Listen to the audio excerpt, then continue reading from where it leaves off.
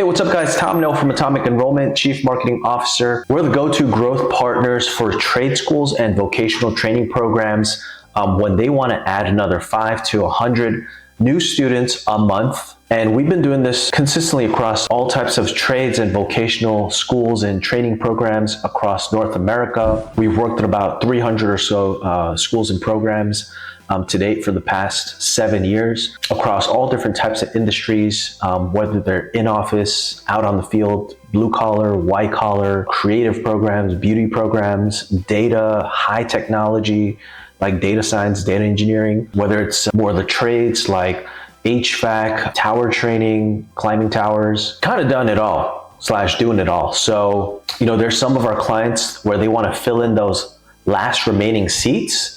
That's like an extra 5 to 10 seats a month that they have remaining that they just want to fill out initially to just increase their profitability, because those are just, if they don't fill those seats, those are just, that's just profit gone.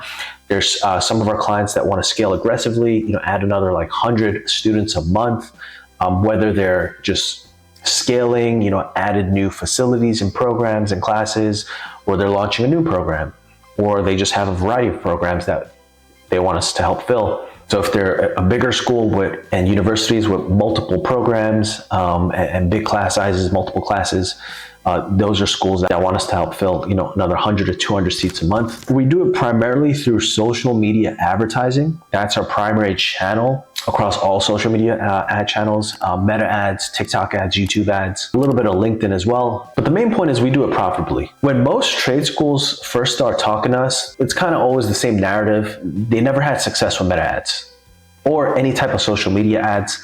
They tried it, maybe they got 100 leads, they called, nobody answered, and then the team and the owners, business owners say, hey, Facebook ads are trash, it just doesn't work. Maybe that sounds familiar to you guys, right? Well, we're here to tell you otherwise and show you the proof and just give you the conviction that it doesn't have to be that way. We've been around for 8 years and our agency is continuously growing every year.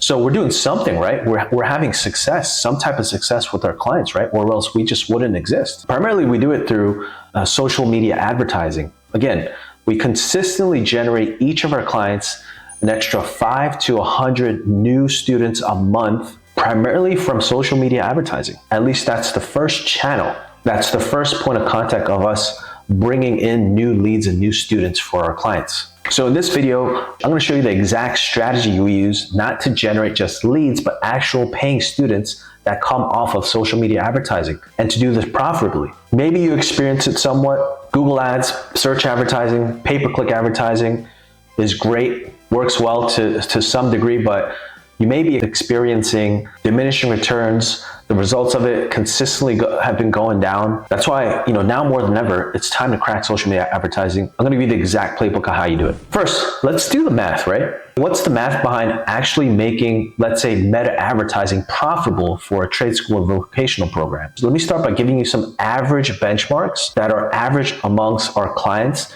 that still make our clients profitable with social media advertising. So the first point of contact with a new person who may enroll in your program is first they see the ad, right? They see the ad on their newsfeed, some type of newsfeed on social media, whether that's Facebook, Instagram, TikTok, LinkedIn, and the ad needs to be exciting enough where it stands out and it's interesting to the right person to get them to click on that. So the first benchmark you need to look at is ad click-through rate. Specifically in the reporting of the ad platforms, there's multiple different types of CTR you'll see. You got to see how many people click from the ad and go to the next page, which is landing page or open up a form. In Meta, it's called link CTR. And you need to be at a minimum of 1.6, ideally around 2 on cold traffic, meaning like these are people who've never heard of your school, your program. And if that's not the case, that's the first bottleneck you need to tackle. That's either wrong audience or the wrong ad video, the ad hooks, it's just not resonating. The next benchmark you need to look at is how many people from the ad go to the page and actually convert, whether that's schedule a call, fill out a form, book a meeting. That page conversion rate needs to be on the low end, 22%. More on the better higher end of averages, 30% of people landing on that page need to convert. If that's not the case, your landing page needs fixing, whether that's the headlines, the format, sometimes it's basic things like page speed, page isn't loading fast enough, or there's some technical things broken, but most of the time it's like the message is not resonating. Next, one of your favorite benchmarks probably is cost per lead. Whenever we talk to new potential schools that work with, they're always like, what's the cost per lead for what other schools are seeing? Like, it's not really how it works. But if you need to have a number, because like, it depends, right? Depends on where they're at in the funnel, depends on what the program is. But if you need to have a number, generally it's about $25 to $70 cost per lead. So if you're paying a little bit on the lower side, you're going more after volume, or maybe it's just really killing it. But on the higher end, it's usually, if you're paying a higher cost per lead, it means more high intent. You're gonna convert more of those people on the back end. And then lead to application rate. Out of all the leads that come in, how many people apply to go into your program? That's on the low end, 5%. On the higher end, better is like 8%. So let's walk through some math of how to make social media advertising profitable, right? So let's say you spend about $10,000 a month in advertising. Let's say about $30 a lead, that generates about 333 leads. And then you convert, 5 students. So basically, if your tuition for your program is about $20,000, you convert 5 students. Gross revenue is $100,000 in tuition revenue, enrollment revenue. You took your $10,000, turned it into $100,000. So that's generally where trade schools need to be to find it profitable, entry level, exciting for social media advertising to be successful. Obviously, you want more. There are some programs that have 20x, 30x, but generally you want to be about every dollar you spend, you get $10 in tuition revenue to make all this exciting. On the social media advertising side, we financially model out different scenarios with our clients before we start launching ads, just to get a sense of like what numbers we need to hit. Especially as we scale, we're doing math and projections with our clients, even on our own. And you guys need to do this too. Now, let me talk about why it's impossible for you to fail with social media advertising. To start, I'm going to talk about meta advertising, because we see the biggest success with and most profitable with meta advertising for a couple different reasons. I'm going to break down exactly why, but the main reason is they are the pioneers in the social media advertising space. They kind of created it, social media advertising, 20, 25 years back. So they just got a well-oiled machine. All the other social media platforms are just catching up to them. So let's start with some data points. Our belief dictate our actions. So if you are not taking action on meta advertising, it's because you don't have the beliefs. And your beliefs comes from the data, and your beliefs comes from data. So let's start with some data points on Meta. Meta reaches about 73.7% of all active internet users every single month. So think about it. Odds are the person you're trying to reach to join your program, especially you have to reach a younger demographic, the Gen Zs, and even younger, they're on some type of social media platform, right? They're probably on Instagram. So there's a very high chance, almost guaranteed, that your next student is on Instagram, right? So you got to start with that belief system. 61% of users say they now find their next career on Instagram, officially beating Google search for the first time. That is absolutely wild. Trends change, people's behavior changes every 10 years, let's say. And we're at that shift. This is probably the most exciting point about Meta, is that they have on each of their users about 52,000 unique data points on the average adult. So think about it. Some basic data points are like how old you are, where you live, what locations you frequent, what type of posts you like. I'm gonna go into that specifically, but I can't even make up 52,000 data points. Then they have 52,000 data points. So that's the starting point. You gotta have good data to predictably reach your next student, right? And we'll go into the prediction machine of why their algorithms are so great.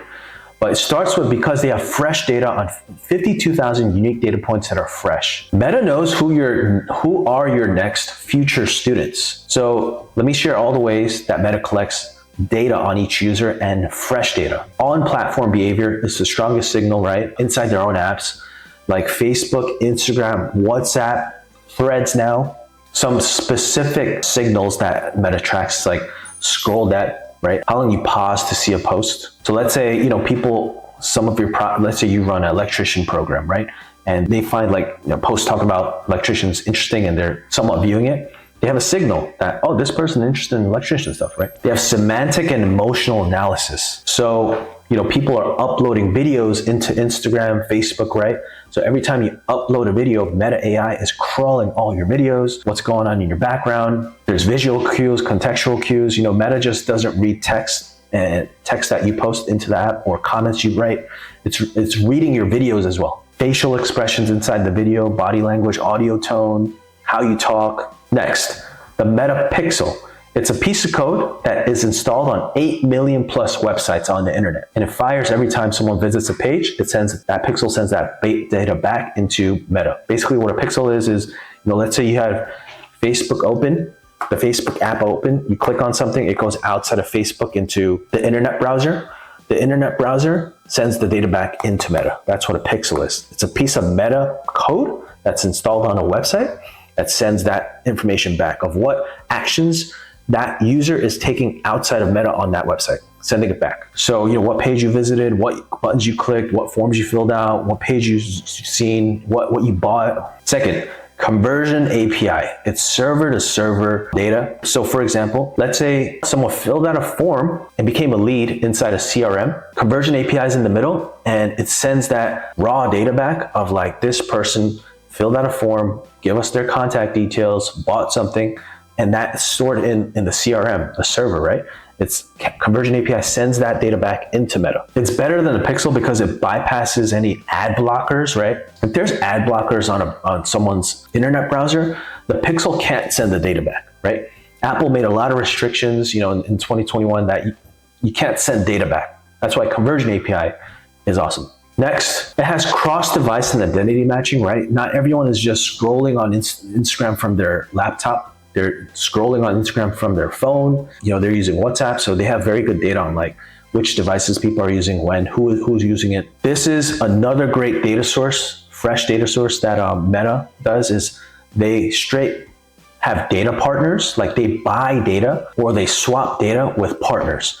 So they work with the credit card companies to have information on what type of purchases someone makes, and they store that data back into Meta. They work with retailers, so they know like what type of places in person, offline, where you frequent. They don't do this anymore from what I know, but they used to have partnerships with the banks, and they know exactly how much is in your bank accounts and checking accounts to see how liquid you are, for example. Basically, the Meta Lattice is their organic algorithm. It's basically the recommendation engine for your newsfeed, and it basically how they decide to show you which posts on your newsfeed organically is just taking a look at your past behavior. Now, what you need to know is Andromeda. That's the ads algorithm that changed in the middle of the 2025. You can read more about it on Meta's business section. They just talk about what Andromeda is, but long story short, they're anticipating a lot more user-generated content with AI coming into their systems, and they basically are saying like, hey, we have the capability to process and crunch a lot more content faster. So you need to give us more ads, we'll crunch it faster, but in return, we'll provide you better targeting. Like you give us better ads, more volume, better ads, we'll give you better targeting on specific types of people you want to reach. So TLDR, what's most important there is the creative, the ad video, the ad copy, the ad landing page is the targeting. Pretty much gone are the days where you could just let 5 different ad videos ride and you could milk it for 2-3 years. Ads burn out much faster. You need a lot more volume. You need to upload a lot more ads, but in return, the targeting is better than ever. So if you're targeting, specific types of avatars and situations of people and demographics of people, you could do the targeting inside the ad video. And it's really good at getting in front of that person. So next, we're gonna talk about our social media advertising strategy. The core of our strategy is using the right video to the right person, the right prospect at the right time. So we use a video-based funnel to target the right person.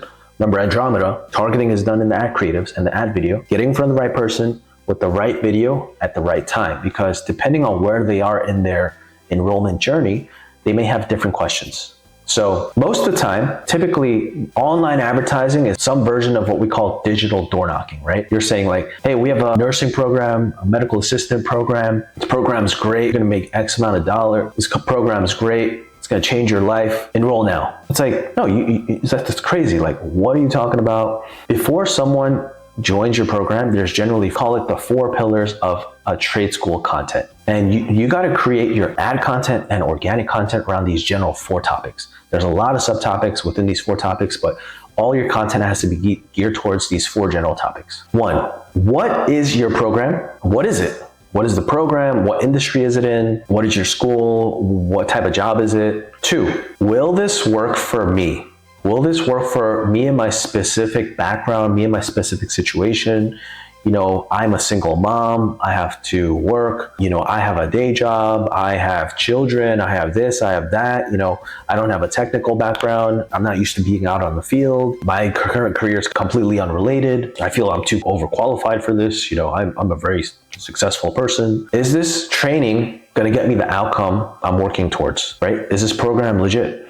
If I pay you guys and I do the work you tell me to do, am I gonna get the outcome you promised, right? Am I get the career that you're saying I can get? Am I get the pay that I'm gonna get? Am I get the schedule, the lifestyle, the fulfillment generally? Am I gonna get that? Have you had a track record of giving other students fulfilling on the promise, right? So a lot of this can be accomplished through different types of testimonials, video testimonials. And last but not least, what's the commitment? What's the commitment of my time and money? So usually in your ad and organic content, you generally want to focus on these 2 topics the most.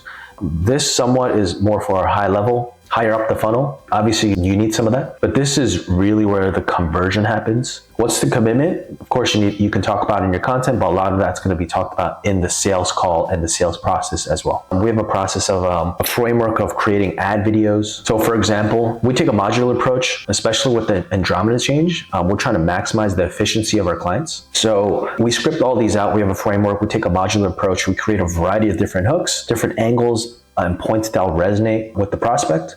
We have a middle section, a CTA. We mix and match and create a variety of different ad videos that we can use. Now, once you have the videos, we use a process again. There's 2 different strategies we deploy: boomerang ad strategy, fly trap ad strategy.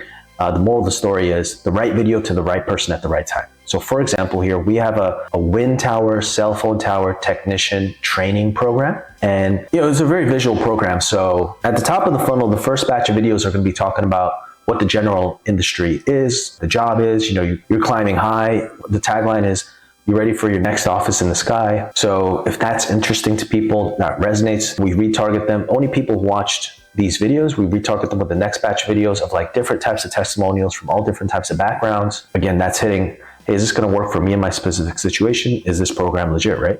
So in the testimonials, people are talking about their backgrounds, what they were doing before, their concerns, right? One of the main things is like fear of heights. For some people, that's not a problem because they're adventurous. They want to be out on the field. That's exciting. That draws them. And then if they watch those batch of videos, we hit them with direct response videos. There's a variety of actions we can have them take.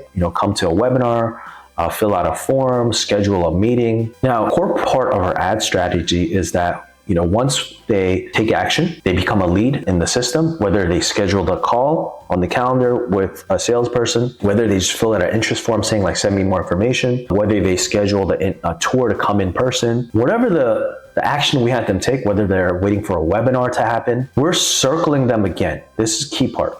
We're circling them again with a variety of different videos again. And all the videos again around these 2 topics. Sometimes this, sometimes a little this. But we're circling them. Once they become a lead, we have a different batch of videos that go out and circle them. And we have a process of making sure they don't just get hit with the same video over and over. If they watch a certain portion of one video, they don't see that again, and they see the next video and the next video. So we make sure they digest at least like 5-10 different videos before the next action happens. So by the time the meeting happens, they come in person. By the time your team contacts them a couple hours later, an hour later, it should be sooner the better, or they're coming in person tomorrow. They've already seen some of our videos, right? So this is a key part of our strategy. Now, last but not least it's the sales and follow-up process. This is where the graveyards happen, right? Most importantly, you and the team needs to understand, whoever's your salesperson is, or the entire team needs to understand, you can't talk to Gen Z leads like it's 2010. Like, we're gonna go through a couple different things, but you can't be selfish and you can't be analog. They're not checking a voicemail. Right? For some of the older folks, yes. Even me, I'm 36. I don't even have a voicemail set up. I'm talking over text or we're talking on the phone. What's the point of a voicemail? Especially Gen Zs, they don't even know what voicemail is. They don't even know how to set it up. Let's go over a couple important points in general basic sales strategy and follow-up strategy. The most important thing is value-driven follow-up. Don't be selfish, right? A lot of the times, your team, most follow-up is like, hey, you talked to them, they became a lead, or you didn't connect with them, and you're just constantly contacting them saying like, hey, enrollment deadline's coming up. Like, you ready to fill out your application? Or you ready to give us money? That's very selfish. What does that do for the other side, right? So for example, this is one way to not be selfish. Let's say someone registered for a webinar. We have an SOP where we give the salesperson, let's say someone registered for the webinar 2 days out and they registered today for 2 days out. Once someone comes in, we have a salesperson call and connect, right? So this is the general script. Hey, I saw you register for the upcoming live webinar. My name's Tom. I just wanted to reach out and prep you so you can get the most out of that training and webinar. I have 3 things I can send you. Value item 1, it could be an industry report, small training. There's a variety of things you can do. Get creative. Which one of these 3 would you like me to email to you? And they're gonna be like, oh wow, like they're just not trying to like waste my time. They're gonna actually give me some value. So that way you actually give them value, you frame yourself as legit, and then the salesperson builds a connection and relationship with that lead. So it's less awkward and more organic experience when that person follows up later. And you also are doing the good old confirmation as well. When most people confirm a call, if they even do that, they're just saying like, you have the Zoom link? Are you gonna show up at X time you said you're gonna show up at? That's pretty selfish as well. But again, if you do all this front loaded and then you confirm that, that's a great experience, right? Just making sure, hey, by the way, just making sure you have the Zoom link for the webinar. You have the date as well? Is it on your calendar? Okay, great. So 1, depending on the funnel, there's a lot of ways to not be selfish that we have SOPs on, but this is just one of them. Don't be selfish, please. The 5-minute rule. I don't know why this mind boggles people, but remember, let's say someone's on the internet, they see an ad, they see, a lot of exciting things about your program, and they fill out a form, schedule a meeting. They have the highest interest level, and it only keeps going down, right? Like it keeps going down. Days later, without any contact, that interest level for that lead is just going down. Whereas the salesperson, the interest level is the highest all the time because they want to make money, right? So you gotta meet the lead when they're at the highest conviction, the highest interest level, and that's right when they fill out the form or take action to see one of your ads, right? So imagine you connect with them at the highest interest level. It's just going to be a great experience for everyone. So usually that means like right after they schedule a call or fill out a form, register for the webinar, you want to do this within 5 minutes ideally. You're just 100 times more likely to connect with the prospect just within 5 minutes. And especially if you have a younger demographic of students you're enrolling, let's say under 30, SMS is just key. It's like you have to make sure your SMS delivery and text setup is solid. So it's not going in the inbox and it's getting delivered. But also like it needs to be a core strategy. We help set that up for clients on automation side, but even on the sales side, the salespeople need to be using like real SMS, like as a real person. Now, last but not least, I don't like saying this front and center because it sounds too good to be true and it sounds like I'm BSing you, but really AI calling is just entering a new stratosphere every week. It's getting better. Every month it's getting better. AI powered voice calling. So when clients work with us, we install an AI call center that we develop internally. It's not just like some bootleg caller that's not trained. The main important thing is like the underlying technology behind all these callers is generally decent, but the way you train them is the key to success. It makes or breaks the AI calling. So our AI has been trained for years across our clients, and we have a process of training the AI well and QAing it. We released a video recently where we had an AI caller call some of our less qualified leads, and it turned into 444 applications without the team doing anything, just AI calling on its own and doing follow-up. Inside this video, we have 2 real calls that you can listen to just in case you're skeptical and you don't think it's gonna work. It works really well. It's absolute game changer, kind of like magic. It's a great time to be alive. Your loss if you're just skeptical about it and don't take action. It's worth at least trying. So there you have it. This is generally the backstory and the game plan for a trade and vocational schools to add an extra 5 to 100 seats a month. And this is how we do it for our clients, how we help our clients. Each of our clients add an extra 5 to 100 seats a month with social media advertising, with meta advertising, profitably, as we've shown you the math and the game plan. So if you have any questions about any of these parts, let us know. We're going to be consistently releasing insights and more deep dive videos like this. Be on the lookout for that. We're trying to do it every week. Yeah. Cheers to 2026. It's going to be a great year. All our clients are excited. We're excited. And trades and just vocational training is getting more popular than ever, as you already know probably. So yeah, looking forward to it. It's gonna be a great year. So any questions, let us know. Take care. Hope you enjoyed that. Bye.